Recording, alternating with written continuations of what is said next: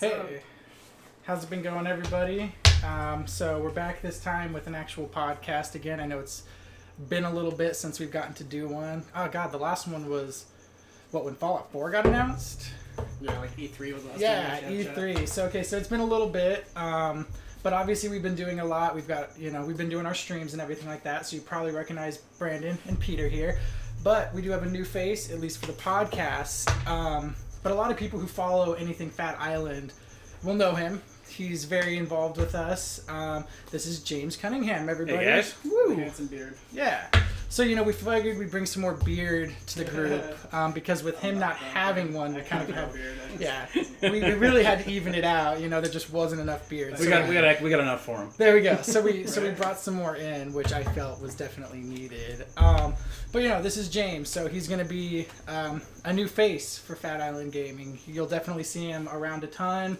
Kind of just doing all of our, kind of on the front lines for us. Obviously, Peter and I are doing, all the tinkers and toys. Well, Peter does all the real work.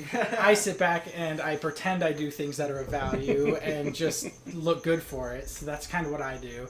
And then James is here to do, kind of the rest of it, I guess. So we've kind of tossed a lot on his shoulders, but probably not a guy better fit for the job. I just couldn't think of somebody more ready for it. Thank honestly. you. Yeah, I appreciate that very much. Yeah, well, you've always been involved, even when, Fat Island Gaming was nothing but me and Peter sitting around talking about names and spending a day just trying to pick a name because we couldn't think of anything He's been that worked. super supportive all the time. He's been sharing everything, been watching our streams and stuff like that. So probably our biggest fan, I'd say.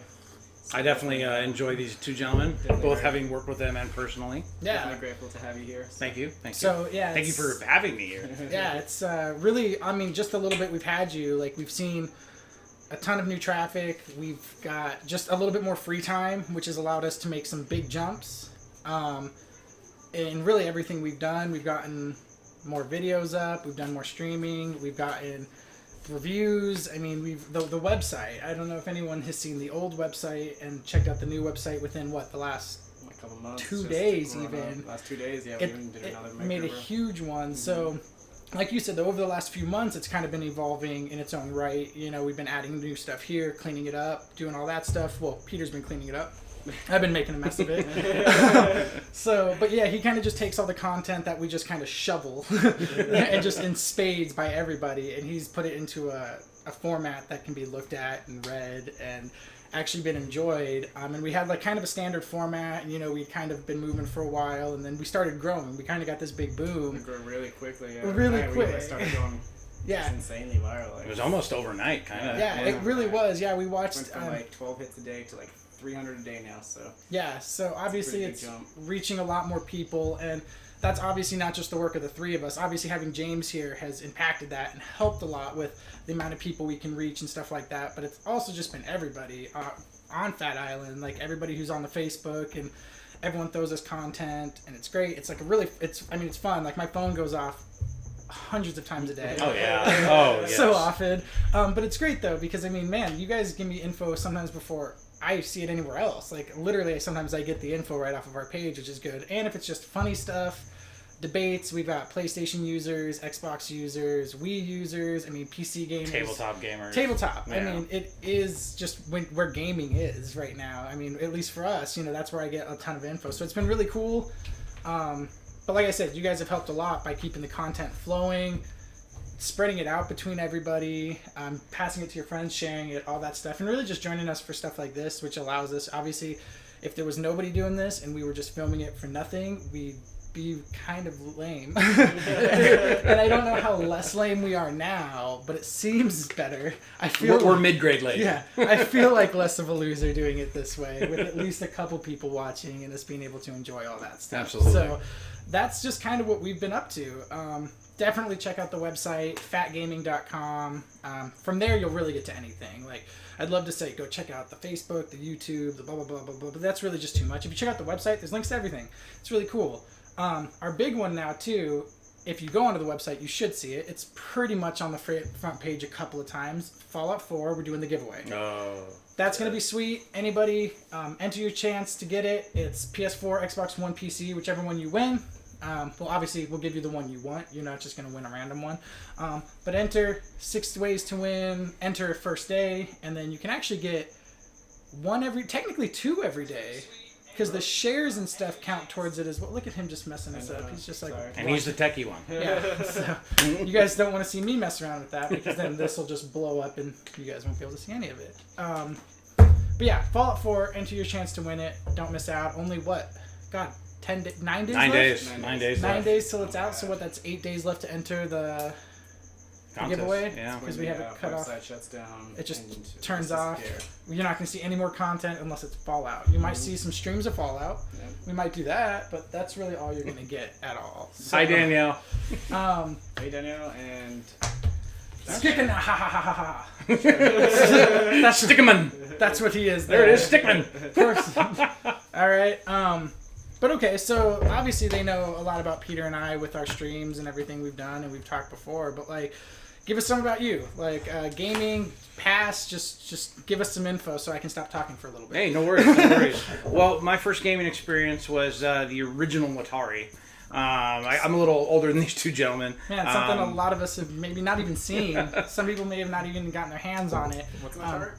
Yeah, right. So they First had ever a joystick PvP and game, they push sir. it to here, and then they put the button to here. It had 2 buttons. It was amazing.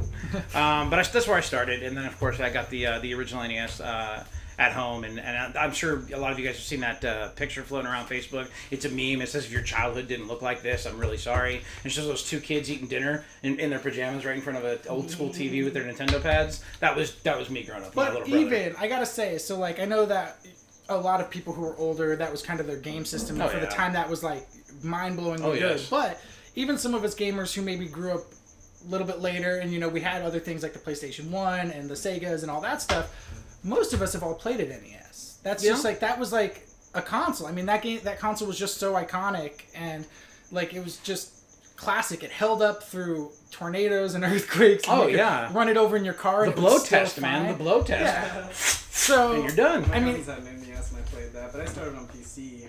But it's the same kind of games, or Famicom games, stuff like that. Mm-hmm. it's just so crazy to think though that somebody who played on Atari and then moved over to this NES, like, this console, that was probably for you like an amazing jump from It was just a like, huge jump. It was a really huge jump, and gaming, even since then, has gotten even more. And where guys like you and guys in their 20s and mid-20s, late 20s, whatever, had a different experience from me. When I was in the Army for a time, I got out of gaming almost completely.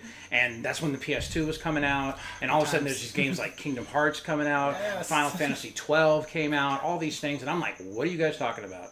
I didn't even know what Kingdom Hearts was until at least 5 or 6 years after it came I out. was the same way. I didn't get Kingdom Hearts like straight off the bat. Like PS1, I played a lot of like JRPGs and stuff like that. But I played a lot of Medal of Honor.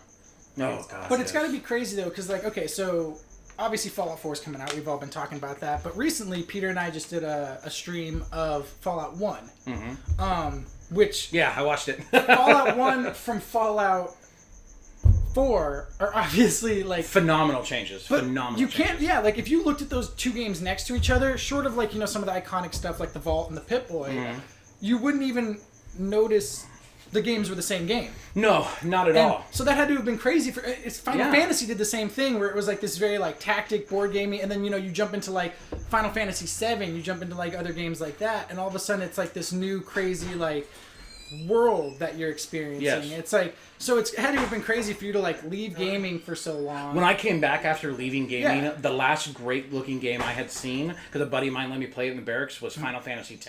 I don't know where you were because I walked away. No, it's fine. I was just saying when I got back into the gaming, I used it as a way to not think too much. Okay, Because yeah. when you think too much inside your own head, you kind of get stuck there for a little while. So gaming has been really beneficial for me, and it's been real beneficial for just, I guess, it kind of sounds cheesy, but kind of therapeutic in a way for me. Yeah. But it's my book, it's my escape from reality for a little while. Sometimes it's great, like just to like be able to shut your head down. Yeah. Just like not really like, not even just think about stuff, but just like enjoy what you're doing. 'Cause, Exactly. like that's really what gaming. I think we've lost that a little bit now, and like I understand people like a challenge and people like that, but I think like the whole idea of just enjoying a game. The game doesn't have to be top of the line. The game No. doesn't have to have the best graphics. It doesn't Not have at to have all. the best story. Really, when it comes down to it, doesn't even really have to have the best gameplay. And I know No. that sounds really stupid to No, it say.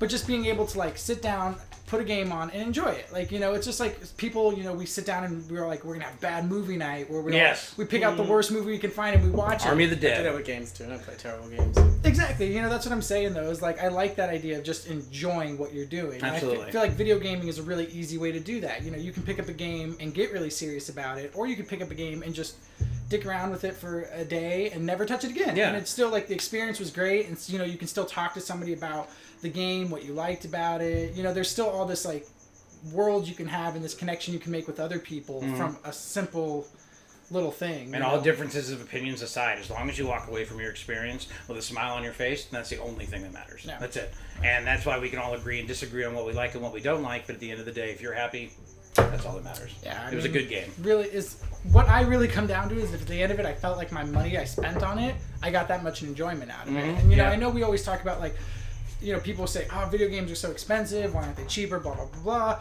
And I know we've always had arguments and we've made the discussion like, you know, hey, inflation has increased. You know, since a game has been $60 back on like the PS2.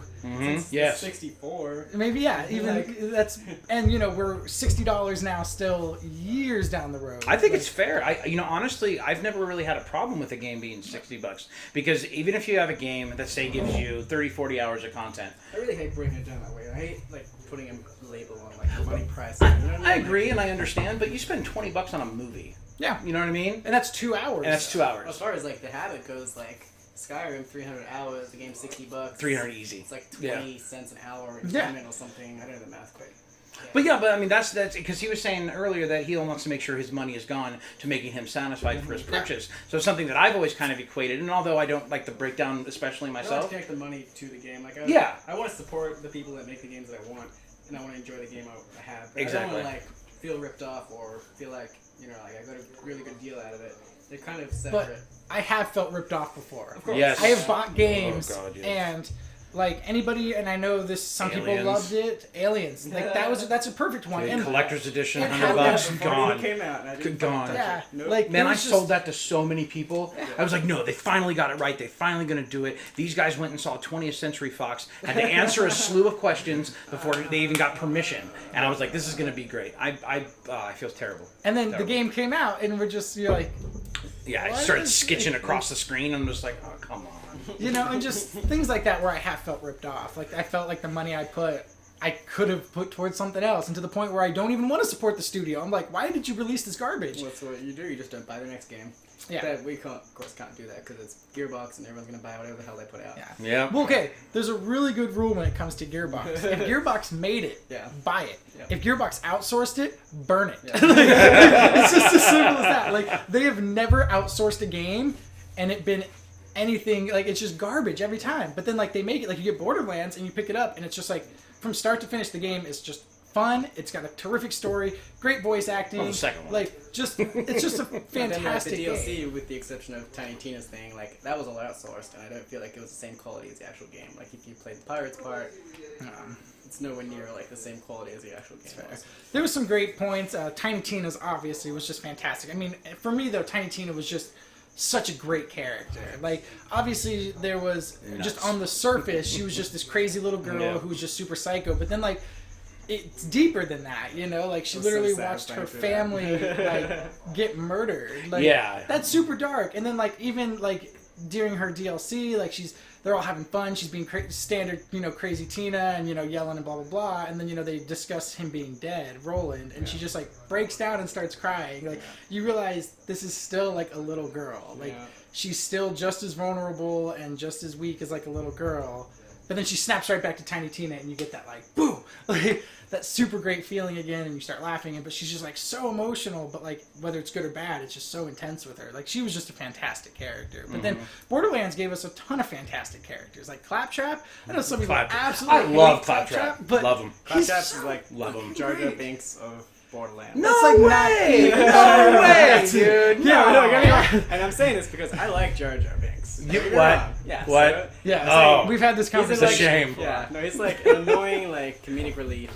He's fine, but I don't know how much he adds. Misa Lava the flappy ears. So like, okay, so I, as everybody knows, and you can back me up, as like I a can. Star Wars fan, it is very easy just to hate Jar Jar Binks. Yeah, absolutely. He's just like for us, he brought nothing to the movies. If he had just been taken out, the movies, I don't necessarily want to say it would be better, but they would definitely not in any way be worse. Yeah. But okay, so I was at the Star Wars Celebration. Somebody mentioned Jar Jar Binks. A bunch of people booed, and I don't remember who it was. If it was J.J. Abrams or I think it actually may have been Anthony Daniels, of course, because the dude's just a stand-up guy. But he literally like came out and was like, "Hey, you guys, like, let's remember that Jar Jar Binks wasn't made to appeal to adults. It just wasn't.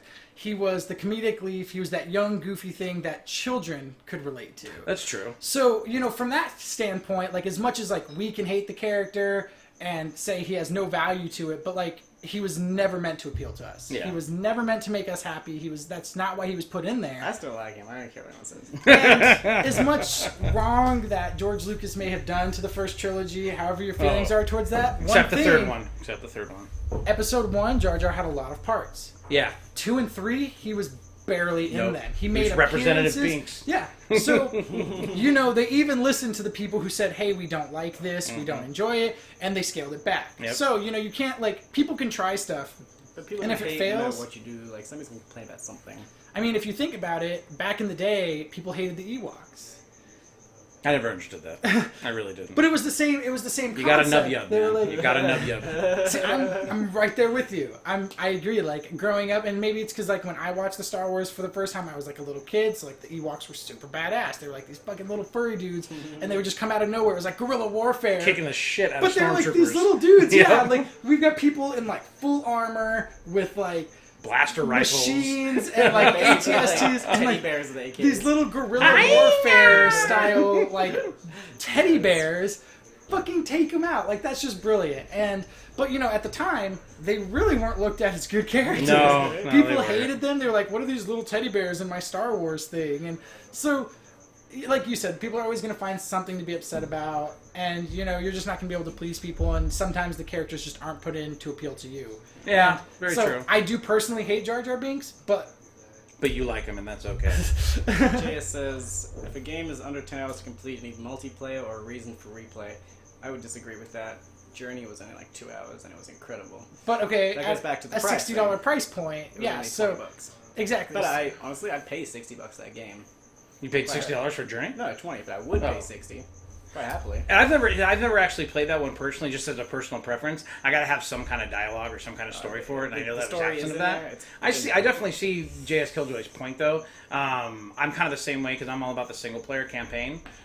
You guys more the multiplayer, I'm more the single player, and I've got to have 10 hours or more to really, feel satisfied. And speaking of Star Wars, where we have been, Force Unleashed 2.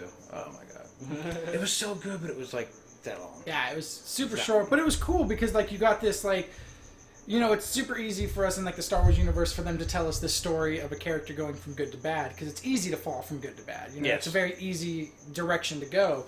But it was really cool to see a character go from bad to good. Yes, it was. That was Starkiller's cool. an amazing character. Yeah, he was amazing great. character. He was a lot of All above my fun. head, like Star Wars was. Brendan and I are when we first met, we didn't know each other like Star Wars, and once we found out, it was just like that scene from Step Brothers. Did we just become best friends? Yup. It totally was, but that's the thing though. It was really great to see a character move in that direction, away, especially from like under Darth Vader. Like, Yeah. it's not like you're just going from like some lonely Sith. Like you're going from Darth Vader, like probably the most iconic Star Wars character ever. Yeah. Like Yeah. like regardless, like he's not my favorite. I don't think he's the best. I don't think he's the coolest. Or But He is the Yoda. most iconic. he is what? We're probably neck and neck with Yoda. I don't know though. I'd say he might even be further than Yoda. Like he's just that like recognizable. Like you can hear his breathing. Yeah. And you're like, that's Darth Vader. Like, Yeah. you don't even need to see him. He doesn't even need to say a line. You just hear that breathing, and you're like, oh, that's Darth Vader. It has to be, Like, that's crazy to think that a character doesn't even need to utter words for you to know who they are. Mm-hmm. He really just had that, like, iconic, and, like, if we heard Yoda's voice, we'd probably understand it. But if you showed Yoda's voice to somebody true. else, they might just be like, why is this person talking weird? Like, they might not get that connect. And now if you showed them it was Yoda, it would click. But, like, I don't know if it would quite have that same... And if I heard Yoda breathing, I sure wouldn't know it was him. That would just be awkward. So, Except that last breath. yeah. Oh. Right in the feels, all right? But, so, I mean, he really was the most iconic character. So, That's fair. God.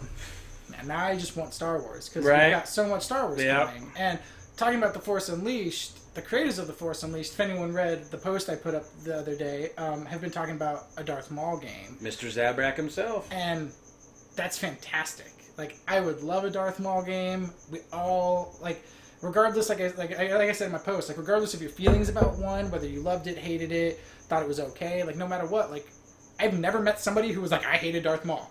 Darth Maul was a freaking fantastic character. He was really cool. It was the first time we ever saw like the double-sided lightsaber like in a movie. First time ever, yeah. It was just like really like new, fresh. And he took on 2 Jedi. He took on Qui-Gon Jinn and Obi-Wan at the same time. Like that in itself is like, I mean, like Obi-Wan eventually is like the poster child for like the Jedi. The Jedi. Yeah. He's like, look at this. He's like a general, but he's still like really noble. And you know, he's like the poster child. My second favorite Jedi. And then Qui-Gon Jinn, who actually is my favorite Jedi. See, I love Qui-Gon Jinn. I just hate, what's his name?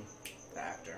Liam Neeson? Liam Neeson. Yeah, not a big fan. But okay. Not a big fan. Once again, I feel like the character is amazing. He's so great because he was that like, I'm going to even go against what the Jedi Council says because it's not what the Jedi Council says because they're all just people. It's about what the Force says. He was all about the living Force. Well, he was also that whole secret gray side kind of thing going on. Exactly. Yeah. You know, if he needed to cross that line, you know, he was like on the line always, you know, and that was, you know, why he wasn't like a high-ranking member of the Jedi Council, but everyone respected him. And yes. Obviously, like, you know, freaking Yoda and what's his face literally say they won't train Anakin. They're like, we will not. Mace Windu. There you go. Yeah, I was like, but they literally like, we will not train him. And then Qui-Gon Jinn's like, we're going to. Like, it's just as simple as that. This will happen. So like, the 2 super high-ranking members of the Jedi Council say no, and he's just like, no, you're wrong. Like, that's not what the Force is saying to do. And like, even though they were the whole time they were all very uncomfortable with Anakin, they could tell that, you know, he was, you know, different. Yeah, for, you know, lack of a better term, but he was so persuasive. He meant so much and understood the Force so much that they listened to him. And they let Obi-Wan train him, and, you know, It turned out well. Got Anakin. Well, I mean, if you think about it, the prophecy was that he would bring balance to the Force. And he did.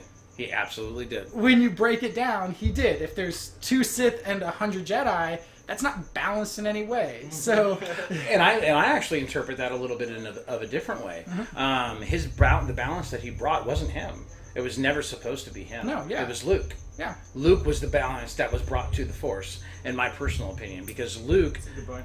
Huh? That's a good point. Because Luke in the EU, well, I know like half the EU's been scrapped, but when you read, I don't know, all the EU, like Brandon and myself, maybe none of that counts anymore. Some of it does. Some of it does. He does actually go to the dark side in Dark Empire. Yeah, exactly. Yeah. He goes to the dark side, and then when he finally comes back to the light, though, there's many times where he teeters. He teeters many times, and he completely uproots the whole end of the old school Jedi. No wives, no love, no none of that. He completely flips it around on his head. I mean, he brings literally all of that balance. marries Mara Jade, who the right hand of the Emperor was the right hand of the Emperor, who was literally raised to kill Luke Skywalker. That was her entire being. She was raised, she was trained to kill this man. And then they fall in love. I don't know who any of those people are. Yeah, no, I mean, I would love to see her in the new movie, but I don't know if we're going to. She's a great character, though. Super good. And then you move into, like, the Yuzan Vong War, which was super fantastic. That is 100% scrap, though. Yeah, no. I have now learned that there's no more Vong, and that's very disappointing. But it is disappointing, because they're, like, so anybody who doesn't know, they were, like, these, like... organic. Okay, so obviously they're organic, but like their ships were organic. They were all made out of like coral. Their weapons, armor, everything. Their weapons were living creatures. They had like these stabs that they could throw. That was kind of like a snake thing. And then it would literally turn back into a snake and come back to them. So they could just like fight with weapons. And it could take a lightsaber too. So they could stop lightsabers. Their armor could as well. Yeah. And they were completely devoid of the Force. So Jedi can't sense them. Nothing, can't anticipate their moves. Like the Borg from Star Trek. Yeah, that's a good way to look at it. Yeah, but they were like this Force that the Jedi had never dealt with, because obviously the Jedi can always feel stuff. The people, they can kind of read their actions.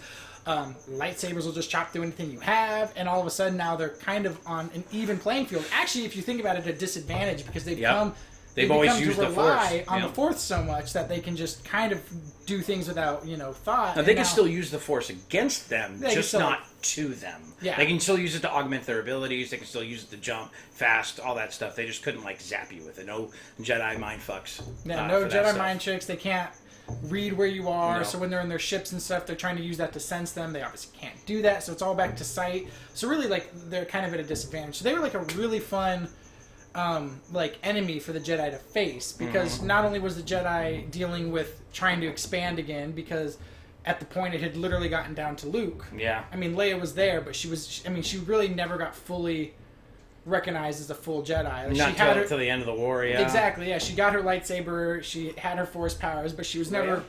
Oh yeah, Leia. she gets trained She as a becomes Jedi. quite badass, But actually. it takes this whole war, because obviously she wants to train as a Jedi, but she's still a politician, and that's really where she's going to get her use.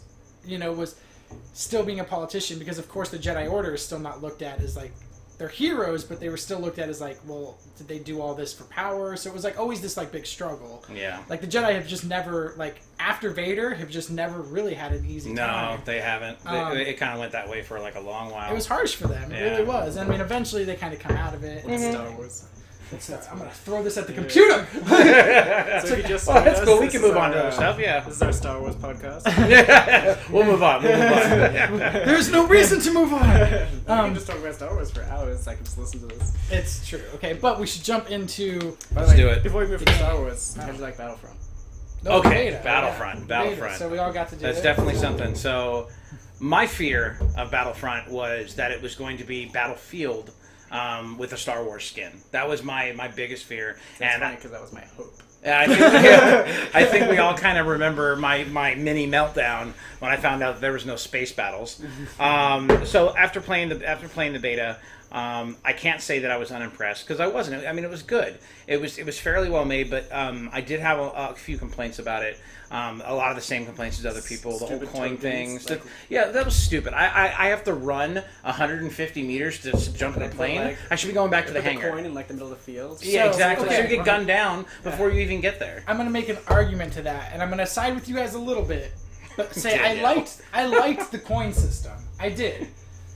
I liked the stupid coin places. system, but for things like ships, for maybe heroes, I felt like they should have been placed differently. I liked the random ones that were out there, like the big thermal imploder. That was Well, kind those of are cool. Well, that's- being yeah, that's randomly different. scattered, because Yeah. that gives me plus my enemy that equal chance to get to it. Darth And it- Vader coin's on top of a cliff on Hoth. Yeah. And if you know where it is, you just go get it. And see, for me, the way I liked it was actually in the pod drop one. I thought that was really cool, because if you noticed, the power-ups, power-ups would spawn around that, which made sense. So Yeah. that thing will drop, you protect it, and then you get the loot out of it when done. I like that a That made lot. sense. That was a really cool, creative way to do it. And so, when everyone was originally oh, I hate this coin thing, I had only played that mode first. Oh, okay. So everyone was oh, I hate this coin system, I hate this, and I was no, it makes sense. I'm gonna go secure the package, I get the perks, cool. True, That true. makes sense. And then if while I'm securing it, somebody runs through me and kills me, then they have the chance to pick up the item as well. It made sense. But then I did jump into the Hoth one, and there I felt like the coins just made no sense. Exactly. Like you said, you get a ship. and threw them all over the map. Yeah, you know like- what? That's a perfect analogy. Yeah, and so that's when the coin system, I lost it. I was why is, like you said, Darth Vader up on this hill that I can't even jump to right now, apparently. And Yeah, then but you have to have a jetpack to get up there. and then why is my plane over here in the snow? And I'm running to it. Oh, I died. Great. Now I can't. That didn't make any sense. So No, to not at me, I feel on that Hoth one, it would make sense that for the rebels, it's in their base, and then maybe for the Empire, maybe just have them spawn near the AT-ATs, or maybe have them at your first base or something like that. But there's got to be some sort of structure to it. It can't, like you said, just be No, I didn't just keep it Battlefield style. Just have them in a hangar and you actually get into it and fly them and away. fly away. Yes, exactly. That's exactly how it should have been. That was the same formula they used in the past two previous games. And it It's worked not great. the And it worked engine isn't, fantastic. Yeah. catered to that. The engine already is designed to do that. Just design the vehicle and put them in there. Exactly. Yeah. I think they wanted to move away because I think since so many people had that same worry that James did, that the game was going to feel I think they went too Like- far away from it. And no, I agree with you. I think but that's the thing is everyone was worried they were going to hang out over here, so instead they were just shh, and they just turned the wheel as hard as they could, and just went to the polar opposite instead of finding okay, well, hey, this is what everyone's expecting, so we're going to move a step over. like just shift lanes a little bit. They just like 180. Yeah, it would have been better to just go about halfway. Yeah. Keep it a little bit like Battlefield, and then a little bit of its own thing. Yeah, and I think that would have probably been a better have formula. have the coins spawn in the hangar. Cool. So I run over and I hop in it, and it spawns me in like. I did like the cards though. I did like the card system. So, I did like that. I thought I was gonna hate it. I saw the cards and I was like, oh, this is gonna suck. But it was great. Like it worked, and it was really just like building a class. Yeah, I exactly. like it, but that's exactly what it is. It is just building a class, just with a different design on it. There's no. Yeah. If you think about it, it's exactly the same, just filling your slots. It's fair, but I True. mean that's really all I wanted was just to fill my slots. So they can call it a card. They can call it I don't know. They can call it a butthole for all I care. Like I really don't. Like as long as it works and it's fun. Like everything was great, and I liked how How do you like feel about having like the only way you can get other weapons though is by having those cards. So like you have to like if you have the what is the other You mean one? like the long- slug thrower? sniper. Yeah, The slug thrower? Yeah. The slug thrower. Yeah, those are cards, and then you have to use them, and it takes a while for them to recharge. I get that because if you think about it, they're all like specialty weapons. So like obviously a normal soldier is probably not going to be running around with a high-powered sniper rifle. Nope. He's just not. A sniper is not going to be running around with a technician's weapon, technician tool from like 2. I don't know if that's going to be coming into it, but like obviously there would be people who are specialized, just like in the army. There's people who are going to be specialized for a specific thing, Very true. and they're going to be carrying stuff that somebody else might not be carrying. Exactly. And that makes sense. So I think that kind of system is perfect. And then it was cool when you picked up that card, that sharpshooter one or whatever, the space of the sniper Gives you your class. class. It gives you a class box. So I thought it was going to take one of my 3, and that would have bugged me. That was my favorite. Yeah. Actually, unlock that you could get was that slug thrower. I Yeah. loved that slug thrower. It was So- awesome. One shot kill if you got it like from like the mid torso up. Up, yeah. Basically just in a, A headshot, yeah. They've just Good dropped them. headshot. Are you guys gonna get it? Yes. Are you gonna get it straight away, or are you gonna wait? I'm gonna wait a little while. Fallout comes out first. Yeah, So- I'm gonna wait a little while. I'll probably get it around, most likely around Christmas time. That's probably when I'm gonna pick it up. But not because I'm trying to avoid it or anything like that. Simply because I really do want to put my time into Fallout 4. Well, I made the mistake. I thought Plain and simple. you did the same thing. That yeah. For Battlefront whatever came reason, out we had a them week earlier, switched. Yeah. and then Fallout. So I was like, oh, I'll play a week of Battlefront, and then Fallout will take over my life. And I didn't realize Fallout comes out first. Yeah. So what So I think there I'm goes going to that do plan. is obviously I'm picking up Fallout Day 1. This is just the way it is. Got my Yeah, Pip-Boy period. edition. End of story. Can't wait. But I will probably be not sleeping for that whole week and probably just doing nothing but Fallout. Yeah. Maybe some work here and there, but mainly Fallout. I told my wife, just leave me alone. Yeah. Just leave me alone for at least 48 hours. Yeah. Get you a cruise. I mean, go away. Yeah, right. After that, I think about playing a week of that without blinking. I think it'll be nice to kind of move to Star Wars, and I'm not definitely gonna like put Fallout on the back burner. It's not gonna become one of those things, but I think it'd be nice to break away, take a breath, play like Battlefront in the point where I'm not so like, because Fallout's one of those games that you get super serious about. Oh, yeah. And like you're like just like every decision you make is like super like calculated, and oh, do I drop this or do I drop like it's all like this like. I think it'd be nice to kind of get to Star Wars, play it for a few days, enjoy myself, and then jump back into Fallout, and then be able to play Star Wars when I need that breath of fresh air from Fallout. That makes a lot of sense. So Yeah, for me, I'm that's- doing that right now, actually. Yeah, so sometimes you just need you're playing such a serious game, and you're just like hyper focused on it. And like I said, like you make one decision, and then 10 moves later, you're like, fuck, I I needed should have this. done that instead. Yeah, and that's just like that's great. It's awesome to be like that involved in a story or something Yes. like that. But it is also nice to break away and just be able to put a game in, run around, shoot at things, and then whether you win, lose, no matter how good you do, no matter what, really, like you just enjoyed your time, and then go back to your serious thing. So My big thing with that is for the Fallout is not only crafting your own weapons, but I am oh god! As soon as I saw that you could craft your own weapons, I had a little mini heart And you can attack. pick up everything. build Yeah, your house, exactly. and- Yeah, oh. your own settlement, all that stuff. It's I almost like went all insane. over. Adult So, Minecraft. they- But when you shows the guy coming out of the vault, and through the trailers, no spoilers, through the trailers, you learn that it's the same guy who went into the vault that comes out of the 200 vault. years later. 200 years later. must be some I am cryogenic- obsessed with figuring out how the same It's person gonna be like came out. cryogenic something freezing or something in there. But then why did nobody else come out? maybe See, that's what I'm so process obsessed didn't about. work or something, or there's murder. Obviously, there's something happened. So, of course, yeah, something had to. So- So that's my thing, man. So I thought they were gonna. So like they showed crafting guns, and I was like, oh my god, yes. And then they showed crafting buildings, and once again I lost it, and I was like, okay, that's it. But then they were like, console mods. You can do a whole city. I'm like. So they just don't want me to ever have a life. Yeah, right? You know, I'm gonna be like, okay, so this is my house, and I'm gonna do this, and I'm gonna have this here. Oh, but now I'm gonna have my trader over here, and I'm gonna have this, and like all of a sudden you're gonna have this full city, and now it goes even further. Like, oh, now I gotta protect my city. So now you're gonna like be building it, and then you're gonna move on in the story, and you're gonna go to like this whole other side of the map, and you're gonna be like, well, fuck, I need a base over here too, and then And you can trade between bases or something. yeah, too. Yeah, and but exactly. then there's gonna be caravans. You get your own and you have to, caravans. like, Yep. and then you have to like protect the caravans. And then like as the caravans are going, you have to like be along with them and protecting them, or like hire people. Like it's like this whole like they've basically just created like a world to jump into and just be like, here you go. Here's your world. Have fun. Yeah. Like that's God, fucking insane. Like I would even say like putting multiplayer in Fallout is blasphemy, but like for that specific element, it'd be interesting to see. Now you're saying playing multiplayer or together. co-op? Putting any kind of multiplayer. yes, I bet that's a game. because think about it. Blasphemy. Like But just that specific, like protecting the caravans and building bases, that would be fun together. Everything else, I wouldn't want to like have anyone with me.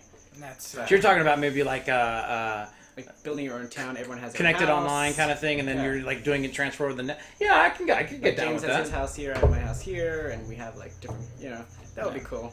I can It's see obviously that. not Yeah. happening, but it would just be really weird to try and separate like this world and be like, okay, well I run past here when I'm playing single and there's not a town here, and then I run past when I'm like. well, they did say they're like doing mods on PS4 and Yeah. Xbox, and maybe somebody will put a multiplayer mod in there or something. So Yeah. that'd be interesting. But I don't like in any way, shape, or form want the actual base game to be built around multiplayer. Just Yeah. leave it alone. But It would be cool if you could like, so build a base and like people could like claim that base, and like people your friends could all meet at that base, even like once you left the Like base. a social pub. Yeah, or we could like You know, join like- up and like take our guns and go take somebody else's base. yeah, but just do like, but I think Oh, like, now that would be really fun. That'd Yeah. be neat. but I think you'd have to have like this be like almost like it's almost in its like own world. Yeah, You know, you like have it to wouldn't. like even if they just did a spin off, like a separate game or something. Yeah. Because if you fuck that up, like that's like Yeah, sacred territory. Like No, exactly. Yeah. I think, but that kind of goes back to like I wouldn't when want to have that responsibility. when Dying Light came out. Like you and I Oh, kind of thought it was love going to have it. that. No, yeah, That same. I mean, the game was fantastic, Yeah. but like Peter and I think, kind of had this thought, or at least I did, that like we were going to be able to build like our own zombie base and like fortify our base and like kind of build our own, and like it was cool because it was like given to you, and then there was like other ones you could like unlock. But I think we were thinking like you just like go pick a building, and then like Yeah, I thought it was like almost like what was that Xbox game? The zombie one.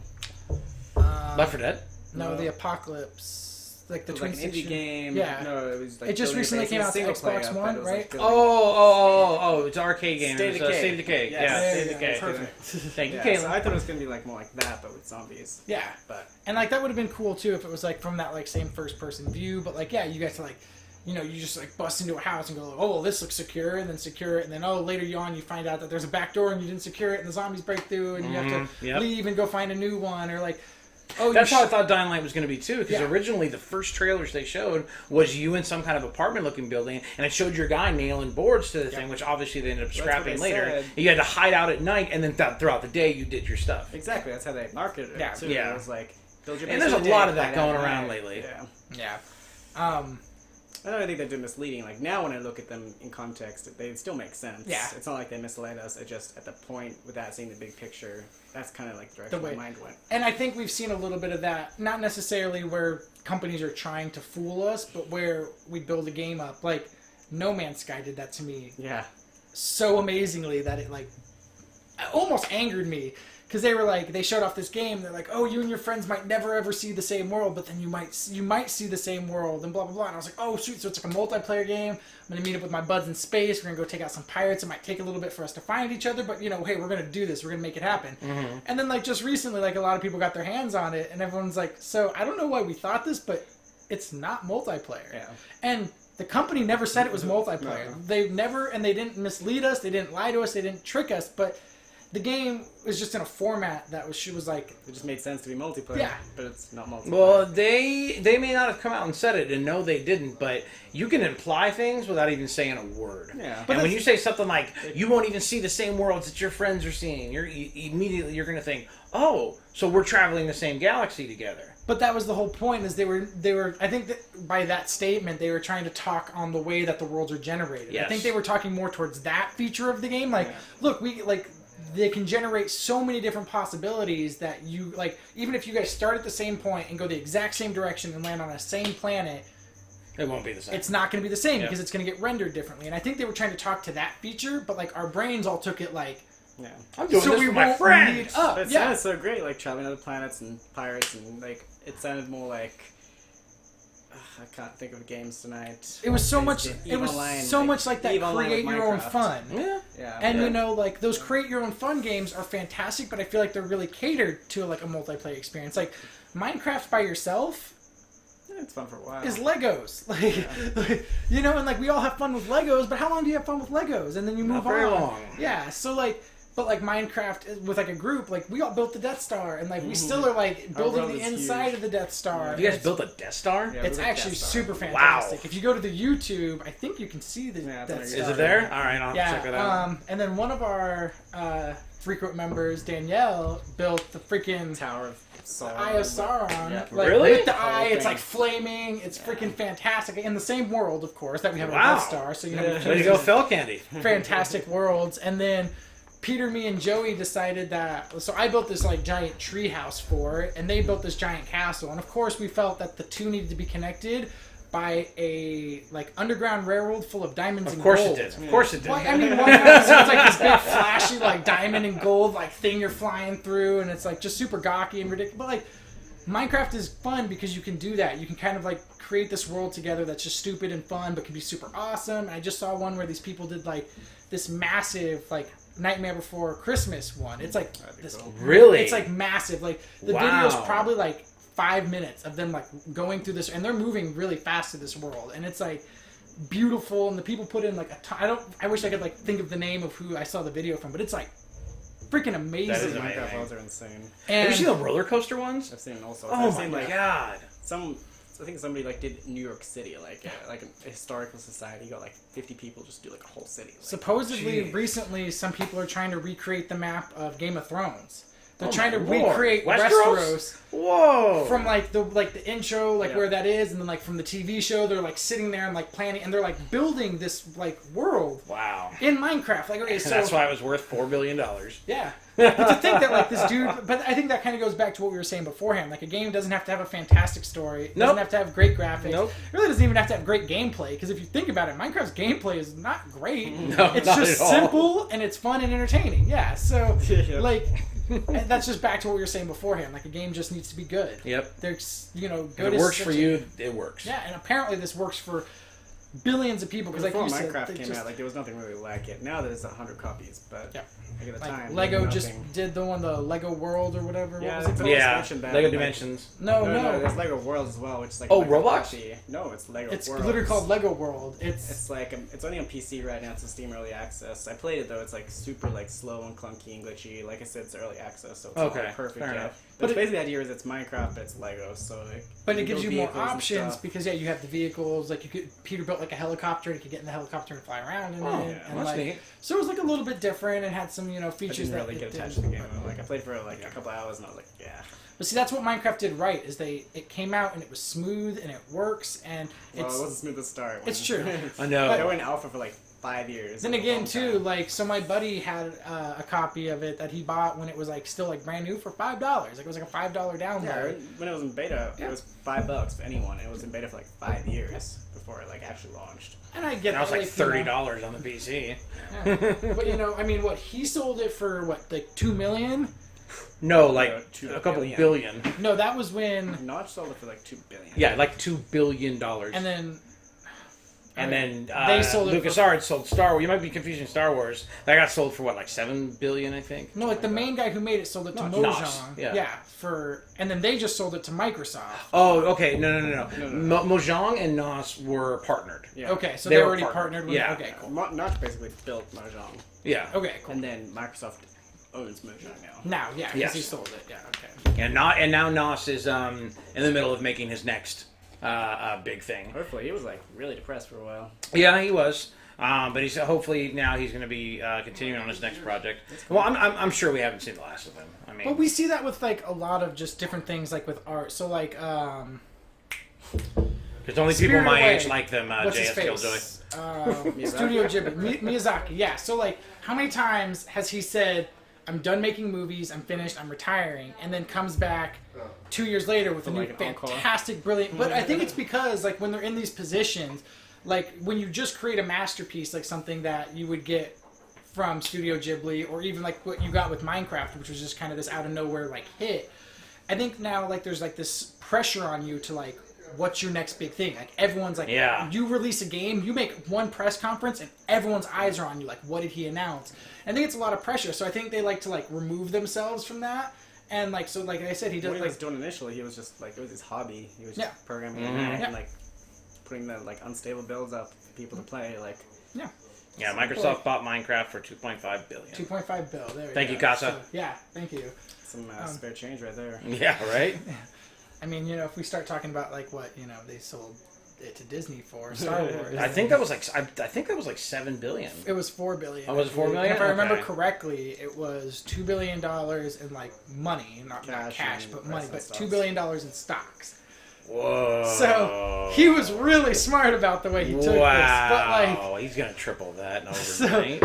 he's like, I'm just gonna sit back. I'm not gonna do any more work. And he doesn't even need the But I'm royalties now just because gonna he get gave rich. up his right to royalties for Yeah. it too. But now that he got that stock in Disney, once Star Wars releases, boom. He's just gonna sit back Boom. and capture money by doing nothing. He's just Yeah. gonna have money thrown at him. That's instead what of you working get, for it. Lucas. That's what you get. All right. Yeah. I mean, hey, as much as we can all hate him, we wouldn't have Star Wars without him. That's true. I will So, never dissuade you. Actually, you know. actually, we would not have Star Wars without his roommate. Yeah.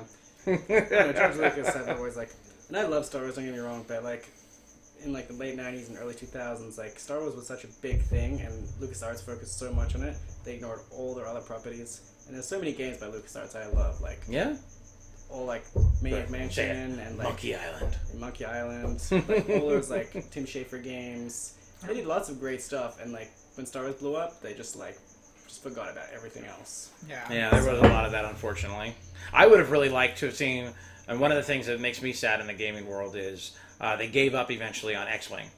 That's something I would have liked to have seen continue into consoles and now into the next generation of games that we have now. I mean, X-Wing was ahead of its time. Very ahead of its time. There's a lot of one. My biggest loss that we've seen from the Star Wars gaming universe was 1313. And while we saw literally basically nothing about the game, we saw one little like short little cut through of this dude running around, jumping on stuff, Shooting almost some shit, almost yeah. Uncharted style Yeah. gameplay. Did you get that from whatever Visceral's Visceral's working on. right now? Yeah, that's the hope. I mean, especially with Amy Hennig, like behind it's the gonna be wheel, just- she's doing the writing. Obviously, like the driving force behind like The Last of Us. Uncharted.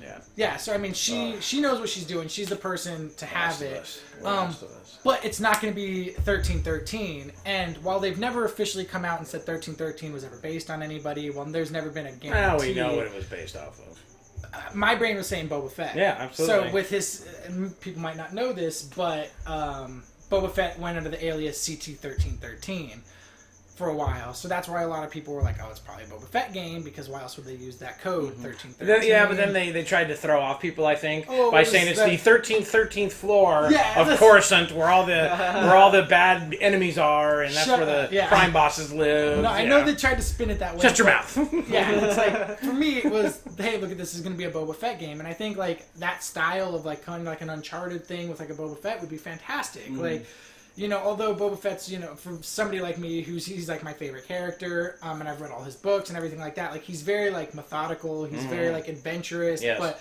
he's very clever. It's not always about running into a fight. No, it's not. You know, he's not what people think he is. He's Yeah. not this murdering psychopath No, bad yeah, guy. he's a merc. He's a merc. He does and it for money. He is the best at what he does. Yeah, Like, he is the absolute best. If you pay him, it'll get done. Mm-hmm. But it's going to get done his way. Mm-hmm. And that's the thing. And like, but that's what was so great about him is, you know, a lot of people want like would like ask for like a super action game, like this Darth Maul game that they're talking about needs to be action packed. It doesn't need to be in the style of like Uncharted. It needs to be in the style of The Force Unleashed, like that classic action adventure. Lots going on. Mixed in with good stealth and yeah, like that's like almost a Dishonored style. We do need KOTOR 3. Oh my god. Yes, we do. I don't think anybody would ever argue that. If they announced a KOTOR, like they could just right now be like, KOTOR crowdfund me. Oh, it would explode. It would or just a remake, for goodness sakes. Yeah. They could literally take the exact same dialogue, the exact same gameplay, but just redo graphics, re-render graphics, and then re-record voices. Mm-hmm. Give me some better voice acting, but leave the same dialogue. But yeah, that's like, oh god, so easy to get stuck on that. Yeah. Oh man. So I think you guys wanted to give out some thanks. Oh yeah, so obviously, like I said, we brought James here, which was great. But I mean, we kind of talked about it earlier. It's not just everybody, but there's two specifically that I'd like to kind of give a thanks to that we've had. Danielle, first off, who's here in the chat Candy. Somewhere. That's Fell Candy. Make sure you all give her a thanks because that sweet pig we have playing a controller, that was her drawing. So basically, not the one in that chat, because that's just a picture. But the one that's all over our website and then Facebook page. Yeah, not this realistic pig with this realistic controller. So basically, this is a picture that Peter and I had basically come up with. Threw together.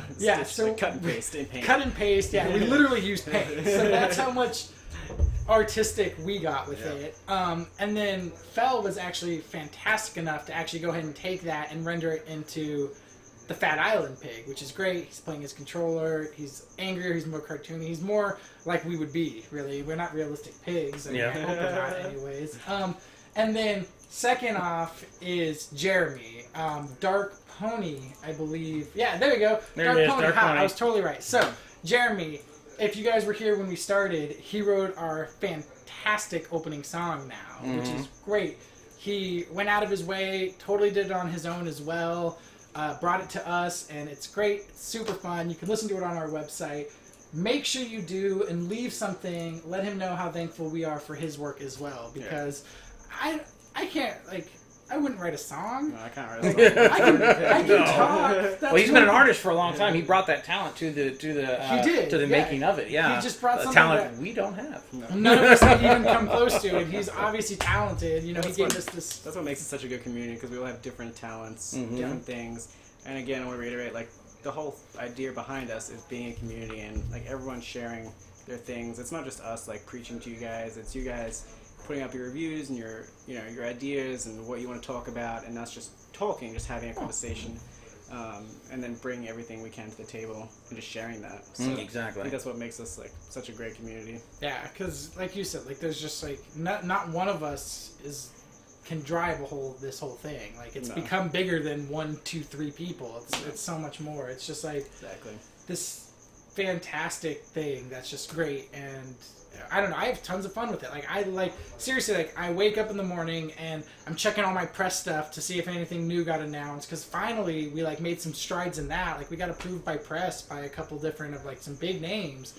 So like that's the first thing I do when I wake up, is like I wake up and I'm checking my press stuff to see if anything new got announced that we can let you guys know, and then checking our Facebook, our website, our Twitter, but checking all that extra stuff to see what's gone up overnight. And normally like overnight I got a ton of things to read on our Facebook page. Even right now I have like 30 something on my Facebook. Like, it's become such a part of the routine when I get onto the Facebook. Yeah. It's like there's things that I've been doing on the Facebook for a lot of years now, but as soon as I get on, like I don't even go to the notifications because I don't want to see it like only 3 or 4 I think at a time. Yeah. I just immediately just type in fat PHAT and then I hit enter and it takes me right to the page and I just start scrolling. And wherever I left off at the night before, that's when I stop. Yeah. And I check out everything. I look at comments, inside comments, likes, everything. I click on the likes so I can see who is liking what content, so we can kind of see what we should gear and what we shouldn't gear. That what people are liking, who likes what. So you can kind of but like I said, like that's stuff we do like all the time now. Like I get back from work and once again, thanks Killjoy. That's nice.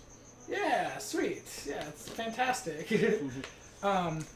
But it's just it's great to be able to like come home and like same thing, like the first thing I'm doing is like researching games and deciding what's the next thing I'm gonna write and when we're gonna do a podcast, what are we gonna stream. Like it's just like every day now, it's like my whole day, and it's fantastic because like it's cool to come home and it's like not just a hobby anymore. It's just like part of life, like just this fun thing. And it's like it doesn't feel like work. It doesn't feel like Peter and I got to stream last night, and we stopped the stream at like 1:30 in the morning. Like we streamed all night until dawn. Did you watch that? I couldn't. No, man. I went to bed kind of early last night. I wanted to see you play it so bad. I'm gonna post it. I have the video. Good. I literally dropped my controller. You gotta keep playing more. I dropped my controller and like jumped out of my chair and yelled. Nice, So- dude. Oh my God. Yes. And that was obviously yes. uncomfortable for Peter, That as was his fault mainly. As a reiteration to those that don't know, Peter hates horror. I don't even watch horror movies. Hates it. Nothing. Nope. And he played Until Dawn last night, till 1 a.m. And of course, I didn't help it. No, so I didn't help it. Like, I made I'm it like a walking point. this like super serious scene, and he like puts on this stupid mask. Oh God, why did I miss this? We like turn off all the lights in here to try and like. Of course. To set the mood. So he like walks all the way around here and tiptoes, and I'm playing on that screen there where she is. Okay. Tiptoes right behind it and just sits like above the TV. Oh my God. And then like that didn't really get me that bad. I was like, oh, I dick. Like He like whatever. barely jumps, but like enough just to like get his heart going and like get his blood And then flowing. the next big scene, I fucking was like, The next big scene of the game, of course, his blood's going. He's like right in that point where his like blood is up here, but he's starting to calm down, Yeah, and then bam. boom, the game gets him, and it was just Love like that game. Love that so game. perfect, and it was like such a simple part, and it's actually like probably if you think about it, like the least scary thing that happens in the whole game. It was when the right in the beginning. There's going to be a short little. I mean, it's really not a Small spoiler. Not Small spoiler. really a spoiler, but I already either said it in way, the chat, it'll the break the raccoon. jump scare. The raccoon. Yeah. That stupid Yeah. raccoon, and it's like Yeah. I said, if you think about it in retrospect, it's not scary. Like okay, what? but like you open the cabinet, you're like, oh, it's fine. Boom.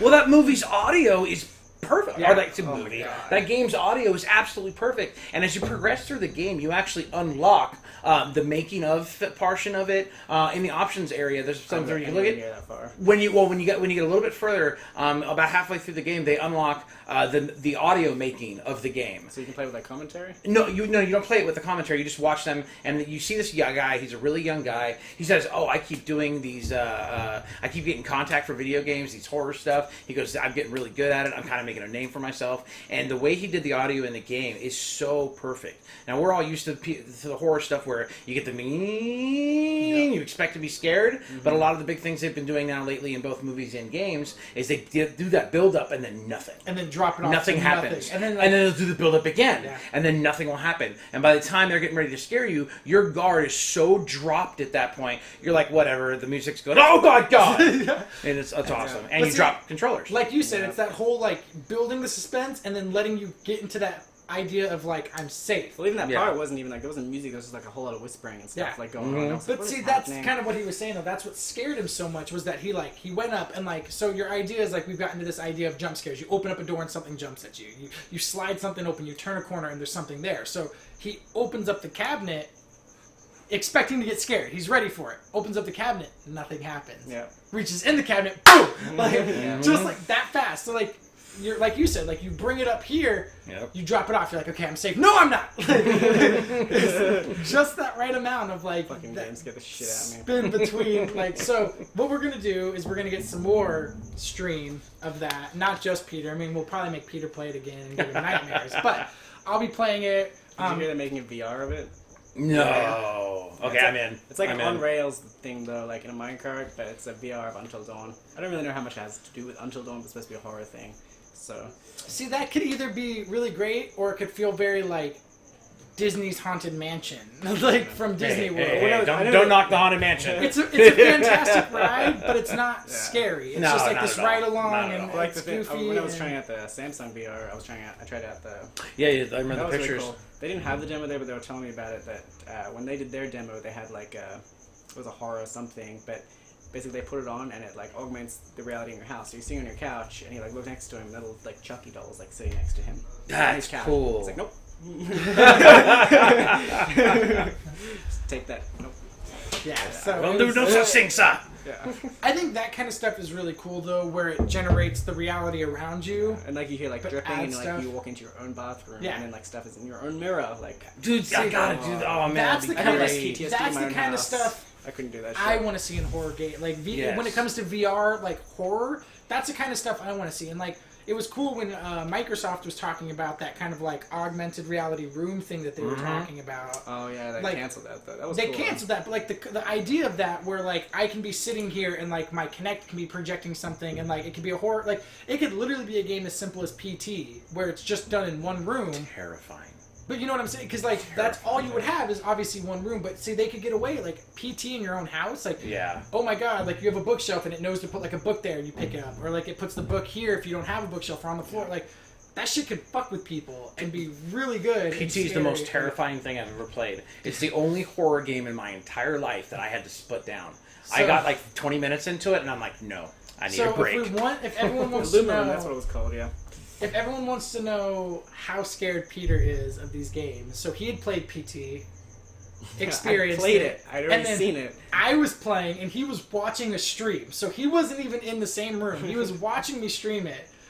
I go into something, and he starts explaining to me that I'm about to get scared. Yeah. And the thing pops out, still jumps more than I. As he's telling me, you're about to get scared, Brandon, boom, he jumps out of his seat. Like, I was watching it like a stream of it. I wasn't even playing it. yeah, so that's how good, that's his level of horror. That's because I was like trying to explain it and it happened like while I was explaining it. Like not at the point I thought it was going to happen. Like she just turned around and she was like right there. And I was like, obviously, like that was what was so great about that Yeah, game, exactly. is there was like a certain flow that the game followed, but it wasn't exact. Yeah, and if you screwed up the flow, you got a completely different experience. Yeah, so well, like that's the first time I got really scared. Was my wife was playing it and like she was walking down the hallway and there's like that shadow like shaking. I was like, stop! What is that? I like look at the screen and it's like going crazy. She's like, it's nothing. She turns around. She's like, right there in your face. It's like, ah, oh my god. But see, it worked a little bit different for me. Like we walked and like there was like. You were like, oh, there's gonna be something when you see that start to shimmer, then you'll turn around, and like I turned around before that, and it like still like it was just it all happened at different times, Yeah, but that was what was so good. Yeah. It was like it was super psychological. You started going like, fuck, am I crazy? Like, and even Until Dawn's been doing that. Like Peter got all scared, but like I wasn't trying to scare him. Like there's that one point where you like go and like watch like recording on the TV, and there's like totally a fucking dude in it, but it's like all staticky, and then like he's not there anymore. Yep. And when I played, like I thought I saw him, but I was like, fuck, did I not see him? Like, am I just adding stuff in? So like I made a point to like watch it when like Peter was playing. I was like, I saw totally a fucking dude there. He was like, no, fuck you. No, there wasn't. But, like, there was, because I did the same thing. Like to the point where like you start to question like and like video games can do that so great because they can show you something and then take it away, and then you're like, did I fucking see it or not? Like I went straight to the door and I was like, I'm gonna open this door and look at it there, right? Yeah. And the door like wouldn't open. Wouldn't open. Shit, fuck! I'm getting on the Yeah. what do you call it, cable car? Yeah. That Which- nobody was controlling. Yeah, But he was super upset. Just so you all know about the cable car. If you play Until Dawn, I guess be ready to be pissed off at a cable car. That shit was frustrating. No, he was just upset that no one was driving it. operating or driving the cable car. Yeah, you just got into it. And then he was I was like, also who's upset working that this there thing? wasn't a balanced cable car. Yeah, it's just one goes up. Cable cars like need a balance. Yep. You can't have just one that goes up. It's But anyways, just- it's me being stupid. It's just not something. But see, you catch all that little stuff. And I think that's like why you can get so scared. It's because your brain's like focusing on all this shit that All this shit that doesn't doesn't matter. matter. So like when something scares you, you're like you walked by that window and I walked by. What, oh, PT? Oh All my right, God. Stickman. Whew. PT stood for Playable Trailer. It was made by Konami Games. It's been scrapped now, unfortunately. It was basically the trailer that you got to play of the new Silent Hill game coming out from Hideo Kojima. And, But let's be real though, it Del Toro. wasn't. Norman Reedus. And it's 'cause we It started wasn't Norman in Reedus. any way though a real like so like the game was fantastic and it showed us like what the studio could do. Oh, But it was going to have nothing to do with the game. Yeah. No, it was just what they were capable of giving us in the new Silent Hill experience, and it was terrifying. Unfortunately, you can no longer get it. It's been pulled. You can't download it anymore. However, if you had it on your hard drive Then you're prior to the pull, you're set. I unfortunately deleted it. Yep, I So, don't have it anymore. I had deleted it. I had downloaded it, played it, deleted it, and then it's literally the day I heard that like Kojimo's getting fired, or Yep. now he's on vacation. I don't know what. But Yeah. he's on an indefinite vacation, whatever. But either way, the day I heard Oh, you, that go Kojima. out, I was like, I went home, downloaded it, and Yeah, I I like still made have it. it, too. I should've, made it too. a point. I Play it like again. was freaking out, and people were like, "Why are you freaking out?" Like I was like, "Trust me, like this isn't." And then we're done PlayStation the here. next day went for like thousands of dollars Yeah, at the month. dude, they're still technically going for like. I thought mean, they did something about that. I thought Sony kind of stopped that somehow. No, I don't know. I Maybe. No? I mean, I don't think they really can though, because if you think about it, like you have the rights to it, you have it You downloaded. don't have any rights to anything. No, you don't have Technically, yeah, sure. you have no rights. It's Yeah. fair. But like, as long, I mean, the idea is though, the problem with it is you're giving up Aw. your entire account. You really, Yeah, you have to have like Yeah. because you your can't account, wipe yeah. your account. So you're basically selling somebody your entire account, which if you just want to scrap your account, I mean, maybe for $1,000 it's worth changing my name on my account. Like, I don't know. But for me, it was worth Losing my keeping trophies, it. I wouldn't. I don't have that many, but those are memories. For me, though, it was just more about having the game there. Like, it was really, like, for me, and I know we got Metal Gear after, it was, like, the last piece of, like, Konami, like, gaming, or at least, like... Well, Metal Gear's, like, his swan song, but yeah, it was, like, his last, like... His last real, like experience, you know, that we had from him, like, with the two of them working together. Because, I mean, really, Metal Gear didn't even come out with his fucking name on it. Which, that's... Well, his name's on the box. dirty. Oh, his name's on his name. As soon as you start the game up, it's the first thing you see is his name. Okay, but it's not on the box. It is not on the box, no. But garbage. I agree completely. But when you start up the game, the very first thing almost that you see is a Hideo Kojima Productions. So they're still giving him his, and the big thing was they pulled his name from the game, they pulled his name from the box, they only pulled it from the box. You see his name 1,000 times in that game, because this one's built on almost like an episodic content. Okay. Every time you finish a main mission, it's an episode, and when it ends, credits come. And it starts off with saying created and directed by Hideo Kojima. Hardline, like those episodes. Kind of, yeah. And then you get the credits in between each one, and then it shows the actors' names, but it's really fast. It's really quick. But that happens after every single main mission. So seriously, you see his name a bunch of times. I mean, that's cool, but like... But no, they still did great. it a little dirty. But, like, really, he Wait gains... until, like, 5 years' time when his disclosure is up and we find out what actually happened. Oh, like, God, yeah. Right? Because it's so, punch like... someone in the face It's in a so meeting or confusing, because it's Yeah. like... He said, basically, like, I'm leaving. And then, obviously, there was, like, a big falling out because they're like, we're pulling his name off of everything and blah, blah, blah. So everyone was like, okay, so he's obviously leaving. Like, he's and now done. they're saying he's left, and they're like, no, he hasn't left, he's on vacation. It's like, so... I haven't officially quit yet. It's just, like, I want a book of, like, that, and then a book of, like, what the hell happened to Last Story. No. Like, Yeah. that game was being developed for a PS2. Yeah, like, I don't think it got canceled. Now it's PS4, and, like, we just last year at E3 saw the freaking... Or Last Guardian. Last Guardian. Oh. Yeah. I thought you were talking about... I decided to remain always skeptical of that game until it's in my hand. Last Story was a Wii game, first of all. That's Last Guardian. Last Guardian, yeah. Because, like I said... I don't even care about Last Guardian. Developed on the PS... Like, starting when the PS2 was the relevant console, we're now like I said, if they announce just the game, I probably won't pick it up. If they announce a game and a collector's edition with a story on what the fuck happened to this game, I will buy it. What the development, Special effects the or making special of it. features DVD. Yeah, like what the shit happened where you take like, and then of course like we would hear stuff about it and then we hear nothing about it. Not like, and like I get like games like Kingdom Hearts were like being developed on a specific like operating system, and now they're like, okay, we're gonna go ahead and switch it to like a whole new new system. Like they're just changing everything on it, and like, but they were vocal about that. Oh, yeah, I know what you're talking about, the engine for operating system. Unreal. Yeah. But you get what I'm saying. Like they took it and they were basically like, yeah, we're gonna go ahead and change that, and they made it very vocal. They were like, hey, like this is so everything we've shown you is basically scrapped. Yeah. We're just gonna start again. Which sucks for Kingdom Hearts fans like myself who are waiting for this game, but at least they're vocal. They let us know what's going on. Like with The Last Guardian, we didn't even get that. It was just like we'd hear like a little bit of the game's info, still in production. Yeah. Nothing. And like even what we saw, what they showed off at E3, while great, that's cool. I don't understand care anymore. it was just, Yep, but exactly. it didn't show. It was super short. It was very basic. Like it just wasn't what should have taken 10 years to show us. They showed exactly, and a lot of people don't realize this, they show exactly what they showed back in like 2005, 2006. Oh, really? It's exactly the same stuff. Now, the actual trailer that they showed, well, I don't even know if you can call it a trailer. Yeah, that was new. Oh, okay, but all the screenshots that they have released are exactly the same as came out years ago. Because I remember the first time I saw it, because I got super stoked for it. A guy I consider a brother, he's a pig. I don't know if he's watching tonight or not, but James Wick, he is a massive fan of Shadows of the Colossus, and he got me turned on to it. And so when this first got announced years and years ago, I was like, okay, cool, this is going to be neat. And then just like you, I've now lost complete interest. Yeah, I have no desire to play that. You can't string people along for so long and just not. It's like Fallout 4. Fallout 4 didn't come out for 8 years from now. Yeah, I don't care in 8 years' time. Like I think there's a real sweet spot for games because like obviously games that fall into Fallout. That's a sweet spot. Yeah. Now it's the E3 release in the holidays. See, Bethesda did it fantastic. Yes, and like they did. you and I were calling that way back when we were like, it's going to get announced at E3, which everyone we knew. But then you and I were saying like this will year. release this year. Yep. And a lot of people told us we were crazy. They were like, there's no way. Like, a game like Fallout, they're going to announce it and it's going to be like next year, like holiday season. We were like, no, it's going to hit this year. Like, it's just going to happen because that's the way Bethesda does it. Like, I love when we get something announced and it's like a reasonable time to get to it. And it never seems like they have to blow it too early. Yeah. Yeah, they did the same thing with Skyrim. Yeah. It was perfectly executed. And like sometimes, you know, the games Strange come release out date, and as executed big as well. they Sometimes are, they string them along, like Kingdom Hearts. They showed trailers for Kingdom Hearts in the PS4 launch, the console launch. That game's not coming out this year. It's not coming out next year. Yeah. 2017 maybe if you're lucky. Yeah.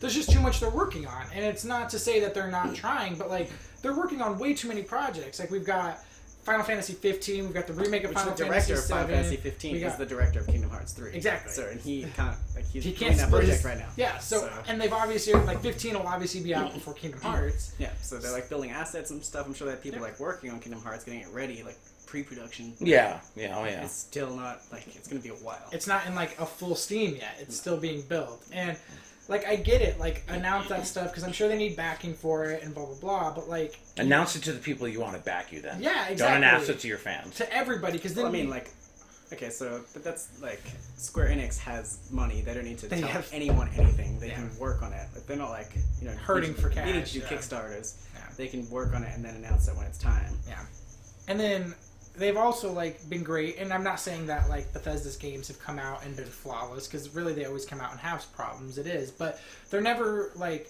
they never have to push a game back, and it's never so broken when it launches that I can't play it. Like games like when we just had the Master Chief Collection come out, like it's a multiplayer driven game, and the multiplayer just didn't work. That to me is game breaking. Like Batman.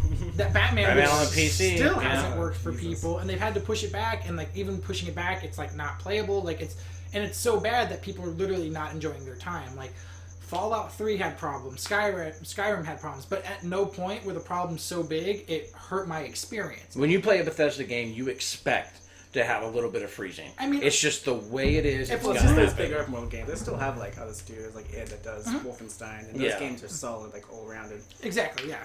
But they're big open world games. On Fallout now, which is gonna be awesome. Brilliant.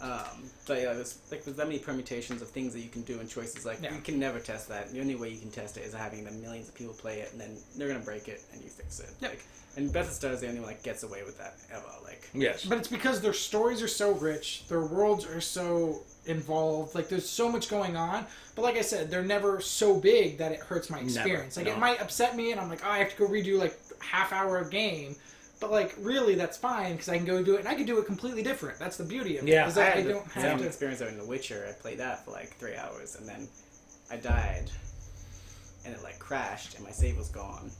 And I wasn't that far into it, honestly. I'm probably being a little bit lazy, but, like, I was just like, nah, I just can't. And, like, I've gone back and played here and there, but I can't, like, seriously get back into it. Yeah. Hey, sometimes it only takes one thing like that to really turn you off of a game. And like, the game is so dense that I just don't want to go back and do that stuff again. Though. Like, yeah. So the game is fantastic. If I lost my save file, I would die. But see, I'm kind of with Peter, and it's not like I didn't even have any issues. So I actually picked up Witcher and had not a single flaw with the whole game. It ran smooth. It was great. It was brilliant. It's totally like not like you. It's me. It's like that game is fantastic. Yeah. It's probably gonna get really good running for Game of the Year, but like Fallout is its only true contender. Yeah, it's the only thing I can think of. And then there's Dying Light as well, which is really good. Dying Light was a great game, but it does not stand on the same pedestal as games like Fallout or Witcher.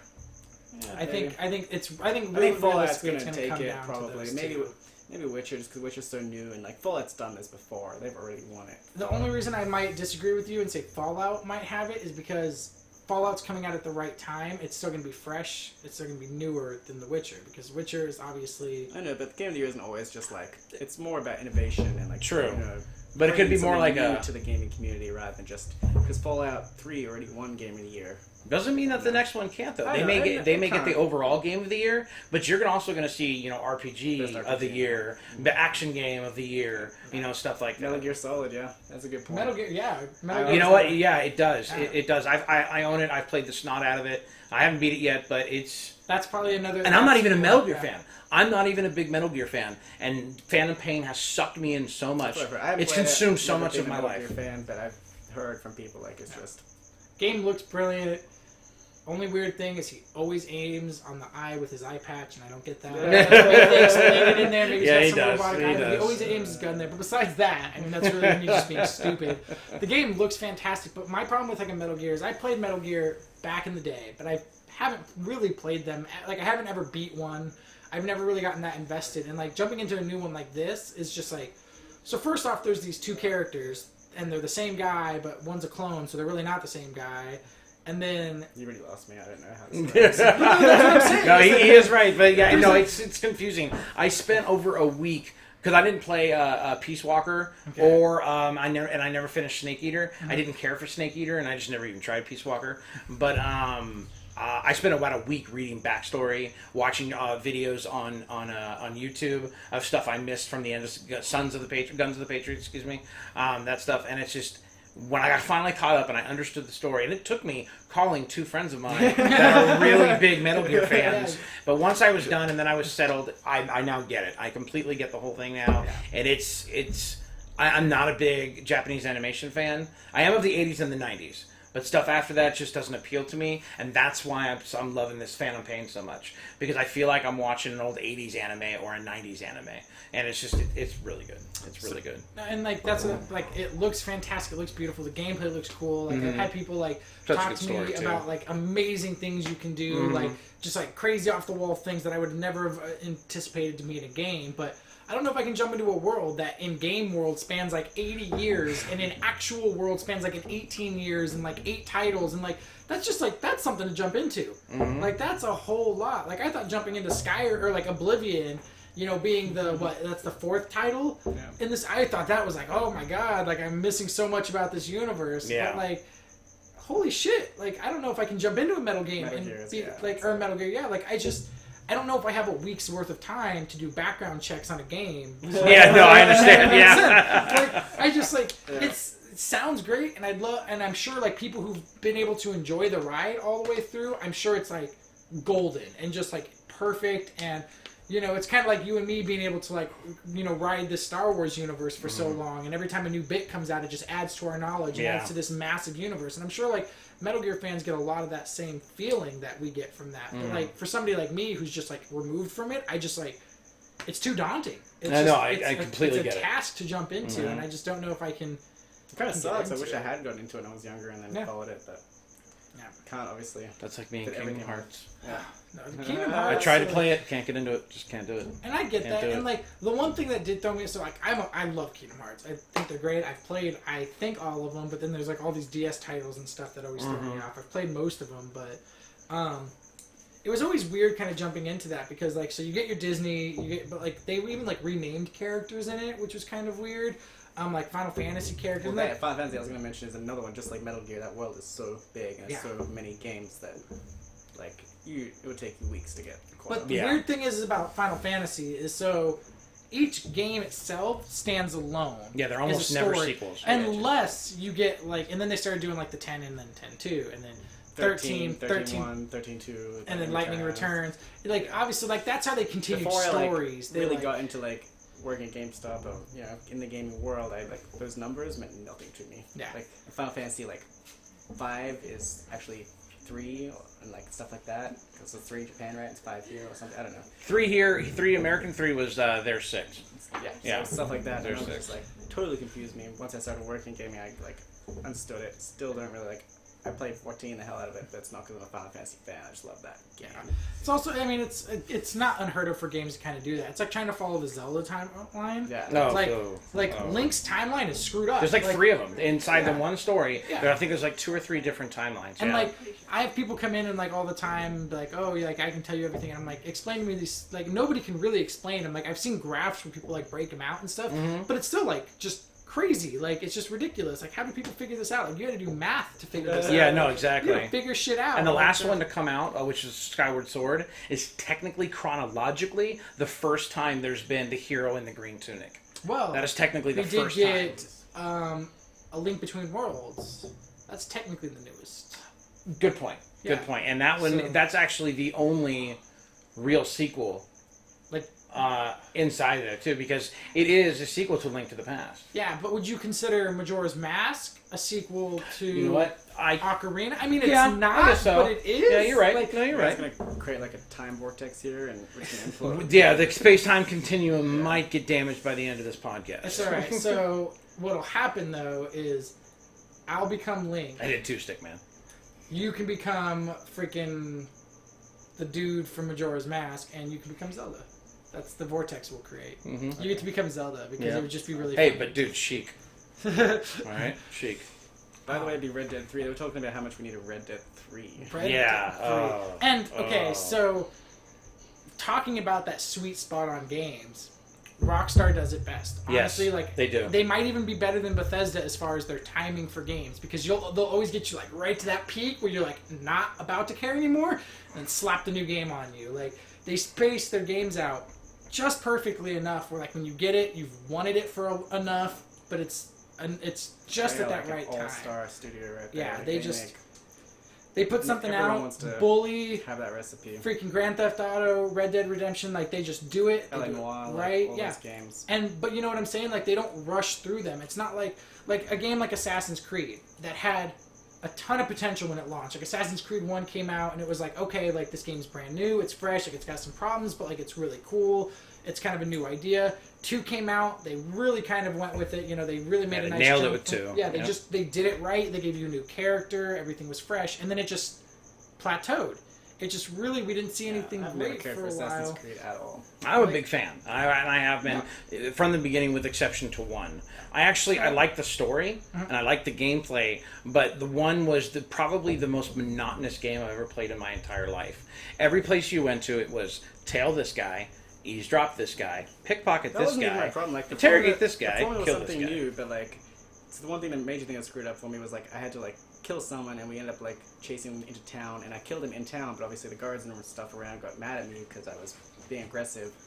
But then I got like banned from the town. I couldn't go back to that town without them attacking me, and I had missions to do in that town, so I just couldn't. Like the game was broken for me. But see, to me though, that's okay because like you're supposed to be an assassin, so you're supposed But I to. couldn't even like sneak walk the through streets and, and like start my missions because the guards would just start attacking me. So I don't know if that was a glitch or something. It But had to that, have been. Yeah, that had to have been a That, like, glitch, man, because yeah. I don't know. that, like I've they never just done never that. like lost their tempo with me. Like it was just that was ridiculous. And then But like see, I kind of agree with you on like the monotony of 1. But Oh, see, for me God. though, I looked past that because I was like, okay, this is the first jump into this. So obviously, like they tried something and they're gonna figure out what works and they're gonna figure out what doesn't. And they're gonna figure out what's kind of monotonous and then try and mix it up. and they perfected it with Black Flag.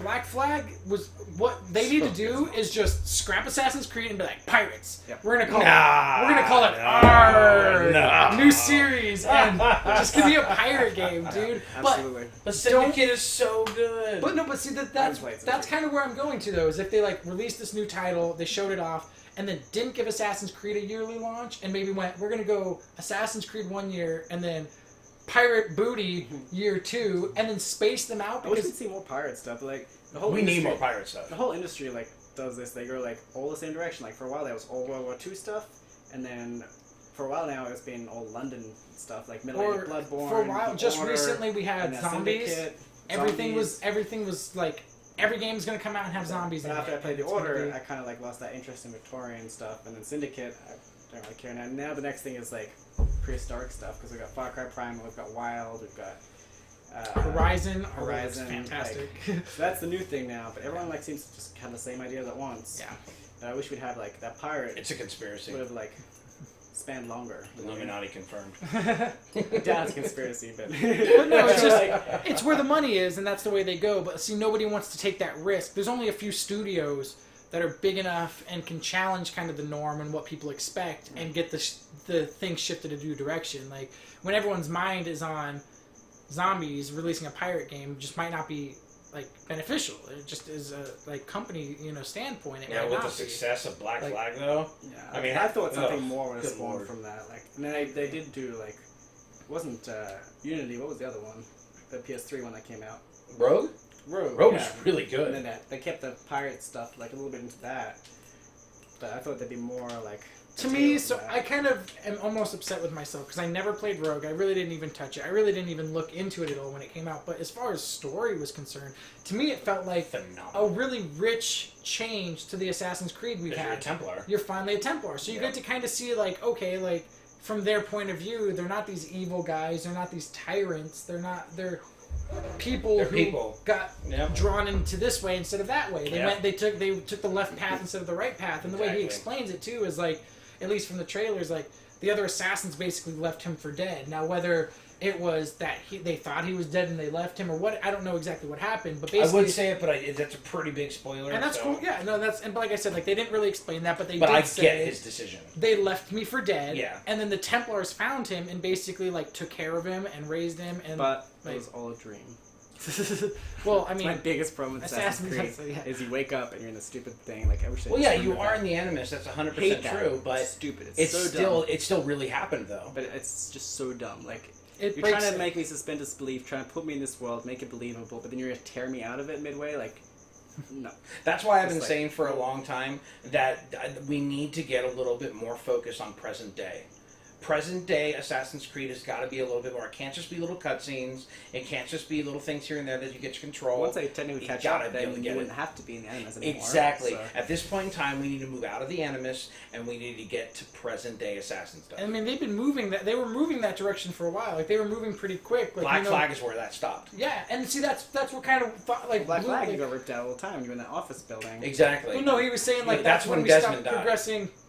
That's when we stopped progressing towards the present time because we started back and then like with that we were all the way up. I mean, we got up to the American Revolution. Like we made it like pretty like really It's getting close. historically Yeah. like pretty damn close to where we were going to be, and then it was just like 30 years and 40 years. and then we kind of started going the other direction. So like Yeah. I agree with you. Like if we got up to like the present time and like the game was relevant and like they could do it, but for me, I feel like they just need to walk away from this yearly cycle. I What's it agree gonna with the, become I when it agree gets with to, the yearly like- cycle thing. What's gonna become when it gets to present day? Like, is it gonna be like a Splinter Cell kind of assassin game? Like, I think it can play exactly as it plays now. Only it's going to have to change it to a full-on cover system. It's going to need to be more like Deus Ex, or like when you get into the cover system of Deus Ex, it switches to a third person, which was done flawlessly. That's how that's going to have to be run. At least I think so. And when Brandon was saying it's got to get away from the yearly thing, I could not agree more. Right. As So- much as I love them, I don't want to play them year after year after year. So the people like obviously who kind of jumped into that yearly cycle was Call of Duty. they started on it. They really kind of Ugh. jumped in. But is your feelings about it? The way they've done it by now having 3 studios beforehand, 2 studios now 3 studios putting this out. I don't know if that directly equals quality though. I don't think Definitely so not with either. Sledgehammer. But what it does is it allows it to be different. It allows, so this studio is going to move this direction, and this studio is going to move this. And now, recently, obviously, we had Advanced Warfare, and now we're having Black Ops 3 that are kind of moving together in a direction. But, like, for a while, it was always, like, there was that enough differences to maybe not draw me in, because I've never really been a huge Call of Duty fan, but it was enough to make the game, to give a development team enough time to make a game smooth and work well, and do at least what they promised. Maybe not always be great, maybe, but what they said they were going to do, they've always been able to deliver. Because you have 2 years, now they have 3 years to develop a new game. Assassin's Creed doesn't have that. You have one team cranking out a game every Well, year. to be fair, Ubisoft is absolutely enormous. I agree. Especially the section that does Assassin's Creed is Yeah, like, it's a different it's like studio usually 25 each year. different studios Yeah. across the world. And each year Yeah, it comes There's out, like it's a different 2,000 studio. people that work on that game. It's a big studio. Mhm. Like, so it's not just like a small like office in San Francisco. That's They, a they big- are big working deal. on each game for like 2 or 3 years Yeah. each. Because it's different studios. It's just that some of those studios are just not as good as the others. And they just don't, I don't know, they've always, like, every time they come out, they announce, like, one stupid thing, and they're like, this is what's new about the game. Well, Syndicate was I think the first one that wasn't made by the same people that do the others, That right? core, yeah. Yeah, this was the core people. This was all Yeah. fully core, and the new innovations to it are just, in my personal opinion, they're really brilliant. And I thought the grappling hook would be just like a little gimmick thing, but they did a great job with it, and So- it really is flawless. Originally, I had kind of not, like, the grappling hook to me, I was like, that's dumb, like, I don't get, like, I was kind of with you, like, oh, it's a gimmick, it's just stupid. Yeah. But then, like, when I actually saw you using it, like, the way it was used was actually cool. It was not just like this, like, I can run around and do whatever I want with it. It's like he shoots No. it and then he, like, physically Yep. climbs it, and, like, it's still stuck very true to that assassin. Unless it's very up and down, you don't slide. You're doing a hand over hand thing with Yeah. it.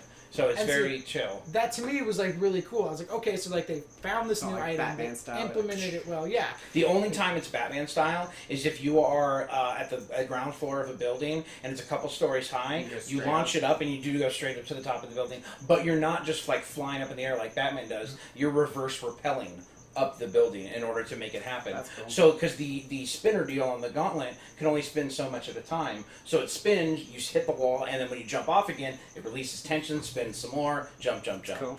See, and like that's what I'm saying. Like, if we could see like real innovation in the game like that, where they really, but not like the big thing they're talking about. They're like, we added carriages. I'm like, that's a fucking mode of transportation. There's a lot of stuff. There's a lot of stuff that they should have talked about. No, the transportation stuff is at the carriage stuff is actually kind of cool. And driving those things around is really neat. Okay, but I'm their sure- big innovation was a change in the weapons. I don't care how cool it is driving a carriage around. It is not a goddamn selling point for a video game. No, it's Like, not. No, it's if they were like, we, I want to see like to market that game to me.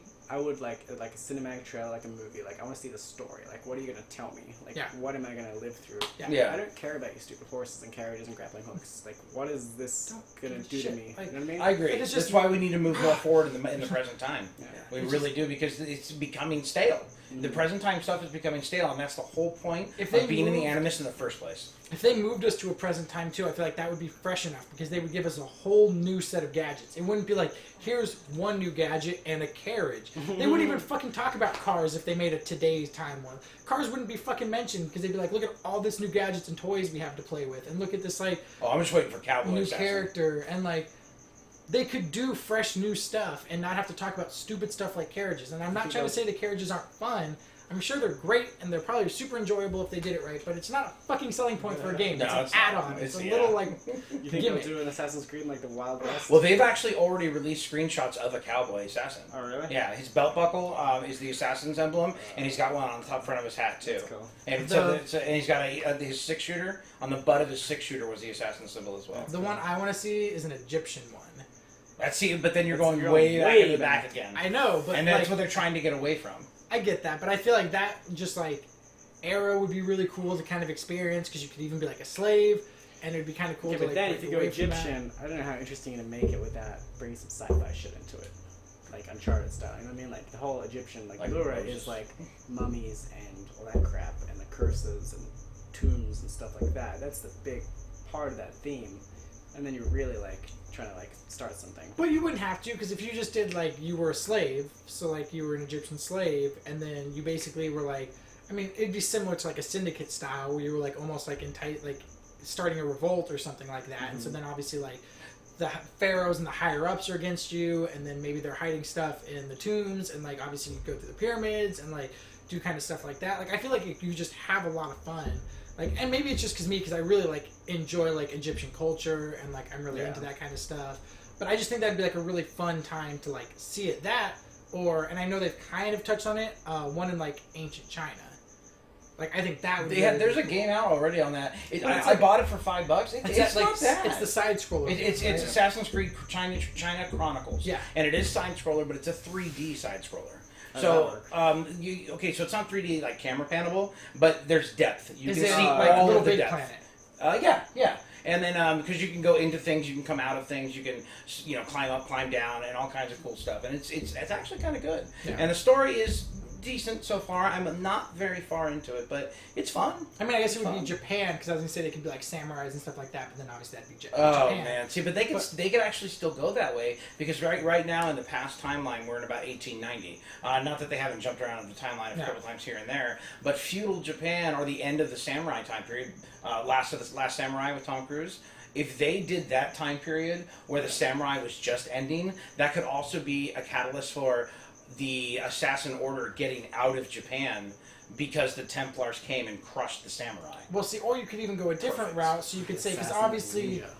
No, Yeah, that's what I was just or- going to say, or though, Assassin because Samurai. obviously the Or ninjas both. were basically fighting the samurai. The samurai, yeah. That's kind of the way it worked. They were was like- farmers and stuff, yeah, so the samurai were obviously the noblemen who were trained and everything like that, and then the, like, just peasants, basically, for lack of better terms, created this guerrilla warfare style, stay hidden, use dirty tactics, basically, because we're not trained in this like direct sort of contact like you guys are. So they did do things like hollow out eggs and fill them with like sand and glass and Yes, fucking throw it at absolutely. people's faces and stuff to like blind the samurai. Like it'd be cool because then you could be like, okay, well the samurai are the Templars because they're the noble, the rich guys, and then us assassins are the ninjas. So like you could have like a lot of fun like Could in so that, work. Could so work. Yeah, like there's so much possibility there, but like instead it's like it sounds too obvious now. Like now we say it like that, like 2 years time we're gonna look back and be like, yeah, we called it. Yeah. I'm sure we signed something out that's saying like anything we say. Pig said it first. You heard when the pig squealed. Is there anything else we want to touch on? I mean, I think that's really it, you guys. I mean, we had a fun one. Really, the whole point of this. For like an hour. It was great. Yeah, I had a really great time. I really appreciate you guys. Inviting me over to do my first podcast. Yeah, I mean, really, that was kind of the point of this one here was to kind of introduce James to the group, to the fold. Like I said, a lot of people have talked to him and known him and really kind of, experienced already him. But it's kind of cool to put a face and kind of know who you're talking to, what he enjoys, how he got into gaming, and everything like that. I also answer to El Guapo. So yeah, I mean that was kind of the point, and I know we're going to try and be doing these more, so it's gotten a little bit hectic, but obviously we're moving forward. So maybe we'll make a structure in the future. They'll be easier to follow, but definitely look out for more podcasts, and I'm sure we'll have James on it more because obviously it's great to have extra people. And I'm really close. Because I don't know how much fun it is just to look at Peter and I all the time. I mean, I do it every day, and it gets a little old, but I like looking at you guys. Yeah, there we go. See, got to switch it up a bit. But yeah, so we'll have other people on, and we'll do everything we can. So, do we want to take any questions from? Yeah, do a couple questions. Yeah. If anyone's got anything they want to questions, know, comments. That's always good too. Yeah, just let us know something. Yep. So. And remember, guys. I mean, obviously we're small, but the bigger we get, the more we can do and support the stuff. Obviously, this is our hobby and our passion. It's not free though, so go check out our website. Look at all the ads because that pays the bills. Read the articles, comment, talk to each other, and share. Keep the community running because you guys are what drives it. It's not just us putting out stuff. So yeah, and it is a lot of work. Like I said, it is a ton of fun. And it's a full-time job. It really is. Like this is, and like we have full-time jobs on top of this. So right now it's balancing. Don't get me wrong, I do this probably for the rest of my life if I didn't get paid a cent. Me too. It's definitely really a ton of fun. And if you see us share stuff, share it too. Like we have like things. Game of Limp Bizkit. You did wow. No. I mean no. Just all the no ever. All of the no right here, right now. The game is that Adam? Is that Adam? That is Adam. That's Adam. It's going to be called Chocolate Starfish. And the hot dog flavored water. Well, that'll be the expansion. Oh yeah, there you go. There you go. Obviously, it's not coming out together. That would obviously be the expansion to it because it doesn't all come out. Jesse, you're just jealous you didn't say it first. So, yeah. But like I was saying, like you don't even we have things where you can fund us. Like if you ever feel the need or have extra money that's hurting your pocket, there's a little dollar sign in the YouTube chat. Really need to get rid of it, but it does not always need to be money that we're looking for. You guys share us. Tell your friends about us. Even like I said, if you look at, like he said, if you look at the ads, literally we have two. We're not trying to overload you guys. We're not trying to make it uncomfortable. But even stupid stuff like that, just clicking on them, looking at them for a second, they're all safe. We're not trying to destroy you guys' computers. Our giveaways, we're not trying to infiltrate you guys. We're just trying to do some stuff, have some fun with it, and then like he said, it's not even about making profit, but any money we make just goes back into this, and it just allows us to do more and have more fun and just get to do more stuff. And for you guys that have been with the pig community since basically the beginning, more or less, the games that have been given away before in the past, you guys totally know how legit it is. Yeah. The games have been given away on more than one occasion. Yeah. We've done not just games. I think you did Witcher. The Order. The Order. Yeah, I gave a copy of The Witcher away. Yeah. Actually, I gave 2 copies of The Witcher away to some of our fans. We've done some beta access stuff. Yeah. Exactly. So we have that Fallout one running right now. So Fallout. Share the Fallout contest. FatGaming.com and then coming soon, we're going to be making shirts, and I think that might be our next contest. We might be giving away some actual Fat Island, some official Fat Island swag. So we'll have a store up and running at some point. But yeah, I think that might be our next thing. So definitely look out for it, you guys. Follow us because that Fat Island swag is going to be fucking awesome. Let's be real about it. Lots of pigs. It's just going to be cool. So yeah, you guys, I guess we'll catch you next time, and thanks for We're joining. gonna play the song one more time if you guys didn't catch it. Jeremy's song again. Yes. Yep. Stick Fat around, Island. hang in the chat. We'll Big probably thanks be to in the him chat again. for a couple minutes if you guys want to talk to us. Any questions, comments, let us hang know. out, and then we'll post this on YouTube later as well. So thanks Perfect. for sticking Have a good around. night, guys. Thanks, Thanks.